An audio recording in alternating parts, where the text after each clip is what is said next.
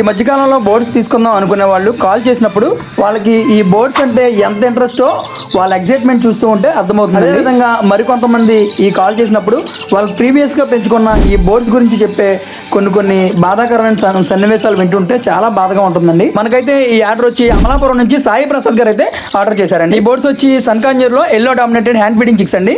ఈ సార్కి అయితే కొన్నాళ్ళ కిందట వాళ్ళ ఇంటి ముందు చెట్టు కింద అయితే ఒక ప్యారెట్ అయితే కొంచెం బాగా దెబ్బలు తగిలి పడిపోయి ఉందంట. ఆ సార్ వాళ్ళు అయితే ఆ ప్యారెట్ని తీసి జాగ్రత్తగా దానికి ట్రీట్మెంట్ అది చేసి దాన్ని చక్కగా ఒక 3-4 మంత్స్ అయితే చాలా చక్కగా పెంచుకున్నారంటండి. కానీ పాపం ఎంత ట్రీట్మెంట్ చేసినా దానికైతే కొంచెం వింగ్స్ ఏదో డ్యామేజ్ అవడం వల్ల అది ఎగరలేకపోయిందంట ఎన్నాళ్ళు కూడా. అయినా సరే ఈ 6 మంత్స్ కూడా ఆ సార్ చాలా చక్కగా చూసుకున్నారు వాటిని అయితే.